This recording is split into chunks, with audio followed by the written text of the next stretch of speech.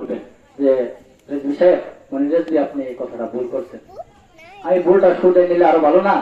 আর যদি ভুল করে থাকি আপনারা না ধরেন, তাহলে আমি তো সারা জীবন ভুল বেড়ে থাকবো, ঠিক কিনা? আমার নবী কি গায়েবের খবর দেনেওয়ালা না? আমার নবী গায়েবের খবর দেনেওয়ালা। এই তোমরা হাসাহাসিটা বন্ধ করো, চুপ মেরে বসে শোনো, একটু শুনে যায়, বেশি শোনার দরকার নাই।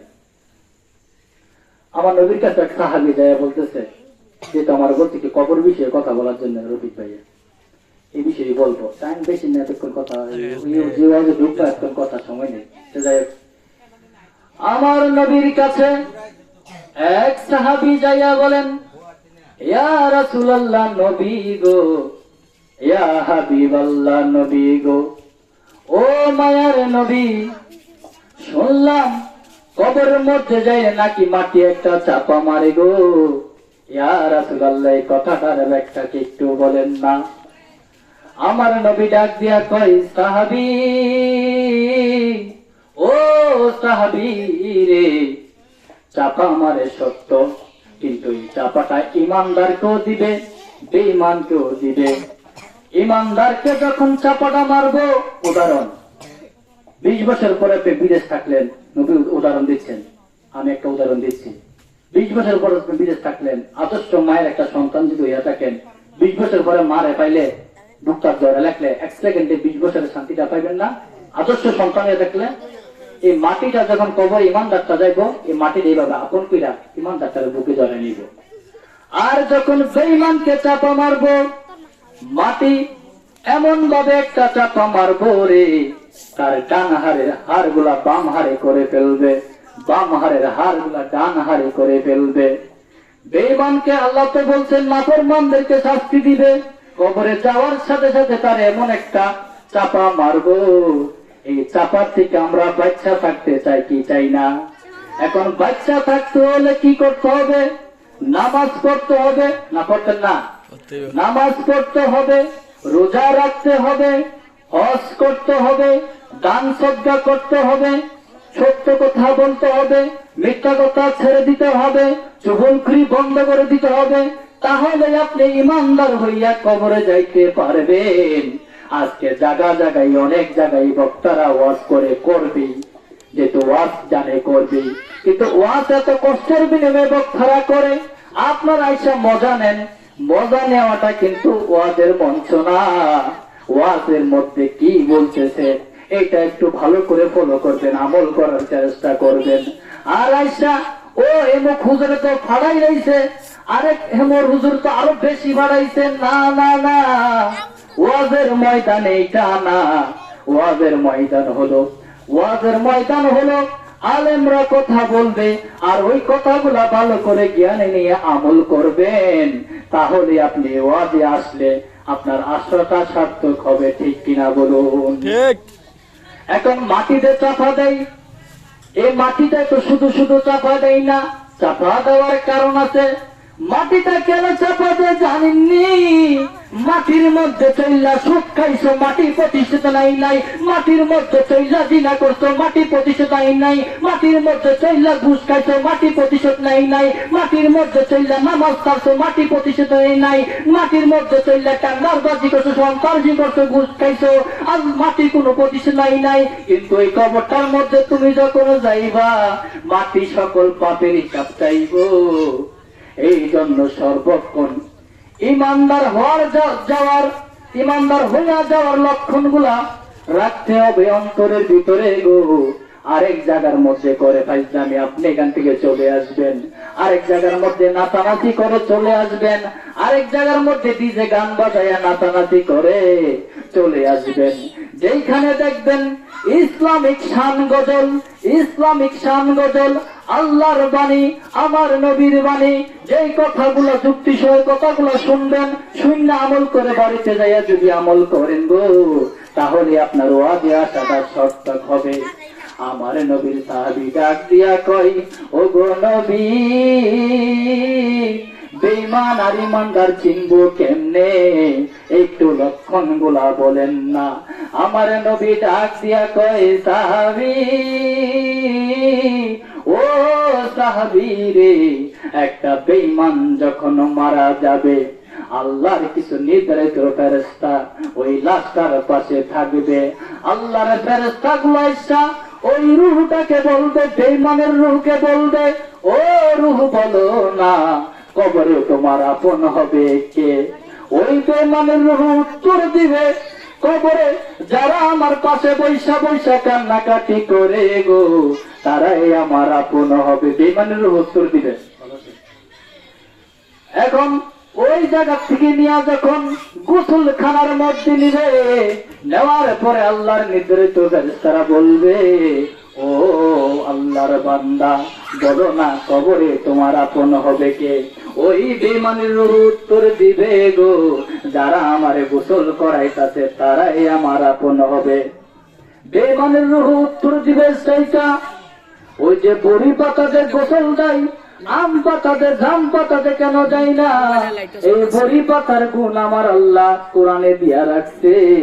এই জন্যই তো আমরা আশিকে রাসূলরা বলি, ওরে আম পাতাই জাম পাতাই কত পানি ঝরে, একদিন তোমায় গোসল দিবে বড়ই পাতার জলে, ওরে আতের গোলাপ ছিটাই দিব অঙ্গেতে, ও দয়াল রে তুমি ধীরে ধীরে ধীরে পানে চাইও করে। এবার আল্লাহর নির্ধারিত ফেরেশতা ওই লাশটাকে গোসল করাইয়া পালঙ্কের মধ্যে শোয়াইব, শোয়াইয়া বলবো, আল্লাহর বান্দা গো, বলো না কবরে তোমার আপন হবে কে? ওই বেঈমান রূহ ডাক দিয়া বলবো, যারা আমার পাশে দাঁড়াইয়া আছে গো, তারাই আমার আপন হবে।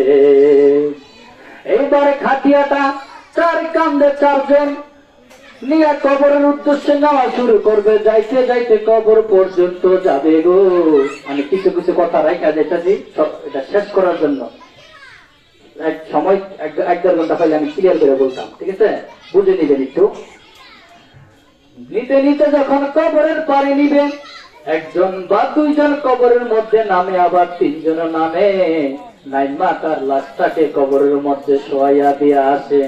শোয়াইয়া দিয়া আস্তে আস্তে বাঁশের চাটাই, আস্তে আস্তে বাঁশ, আস্তে আস্তে মাটি দেওয়া শুরু করবে গো।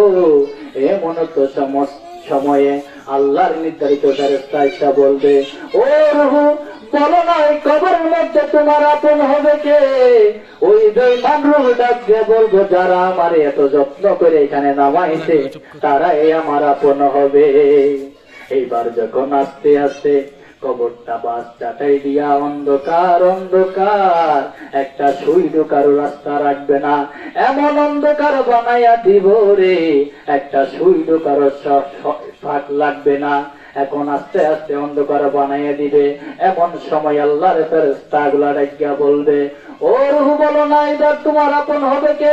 রূহ এই দৃশ্য দেখে বলবে, এতক্ষণ দেখলাম তো বাড়ির মধ্যে কান্নাকাটি করে, এতক্ষণ দেখলাম গোসলখানার মধ্যে কান্নাকাটি করলো, লাশ কাঁধে নিয়ে কবরে আসলো, আফসোস করলো, কবরের মধ্যে সুন্দর করে শোয়াইলো, এখন যে সবাই চলে যাচ্ছে গো, এখন যে কেউ আর আমার এত আদর করে না, এই বললা অসহায় হইয়া এই বেঈমান রূহটা একটা চিৎকার মারবে গো।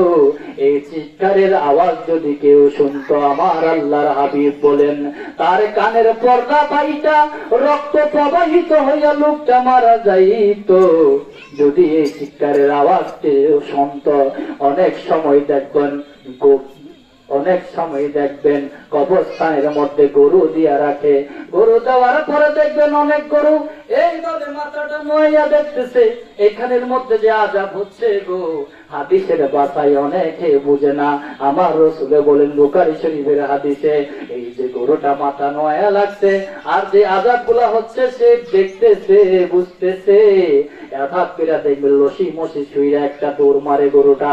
এমন অবস্থা দেখছেন না এলাকায়? এটা কবরের ভয়ানক আযাব চলতেছে। গরুটা একসময় গরু কথা বলতে পারতো, গরু কথা বলতে পারতো, মাটি কথা বলতে পারতো, মাটির জবান বন্ধ, গরুর জবান বন্ধ। অনেক লম্বা কথা, এখানে যাবো না। ইমানদারের রুহু যখন জান কবজ করবে, ওই ইমানদারকে আল্লাহর নির্ধারিত ফেরেশতা এসে বলবে, ও রুহ বলো না কবরে তোমার আপন হবে কে? ইমানদারের রুহ কোনো কথাই বলবে না। এবার গোসলখানার মধ্যে যখন গোসল করাইয়া সুন্দর কইরা হাতারে সাজাইয়া খাটিয়ার মধ্যে তুলবে, আল্লাহর নির্ধারিত ফেরেশতারা বলবে, বলো না কবরে তোমার আপন হবে কে? ওই সময় ইমানদার রুহটা কোনো কথাই বলবে না। আবার খাটিয়ার মধ্যে যখন নিয়ে যাইয়া কবরের মধ্যে শোয়াইব, ইমানদার রুহটা কোনো কথাই বলবে না। ফেরেশতারা ডাক দিয়া বলবো, রুহ গোসলখানায়ও বললা না আপন কে হবে, ওইখানের মধ্যে ঘরের মধ্যে বললা না আপন কে হবে, খাটিয়ার মধ্যে উঠাইলে বললা না আপন কে হবে, কবরের মধ্যে শোয়াইয়া চলে যাচ্ছে, বলো না কে আপন হবে গো? ওই ইমানদারের রূহ ডাক দিয়া বলবে, আমার কবরে যিনি আপন হবে গো, আল্লাহর কোরআনে শুনেছি যিনি আমার আপন হবে, আমার কবরে কোনো রাজা আপন হবে না, কোনো বাদশা আপন হবে না, কোনো মা আপন হবে না, কোনো বাবা আপন হবে না, দুনিয়ার কোনো এমপি মন্ত্রী আমার কবরে আপন হবে না। আমার কবরে যিনি আপন হবে গো, তিনি হইলেন রাহমাতাল লিল আলামিন। চোখ দিয়া যা দেখিলাম, মন দিয়া যা ভাবিলাম, চোখ দিয়া যা দেখিলাম, মন দিয়া যা ভাবিলাম, নবী ছাড়া নাই রে কোনো দাম, আমার আসল পরিচয় আমি নবীজির গোলাম, আমার আসল পরিচয় আমি নবীজির গোলাম। তাদের চেয়ে ভালোবাসি আমি নবীকে, দয়া কইরা দিও দেখা মরণের কালে। তুমি আমার আশার আলো, তুমি আমার আশার আলো, তুমি যে ঈমান, আসল পরিচয় আমি নবীজির গোলাম। আল্লাহুম্মা সাল্লি আলা সাইয়্যিদিনা মুহাম্মাদ, আল্লাহুম্মা সাল্লি আলা সাইয়্যিদিনা মুহাম্মাদ, আদনা বিয়ানা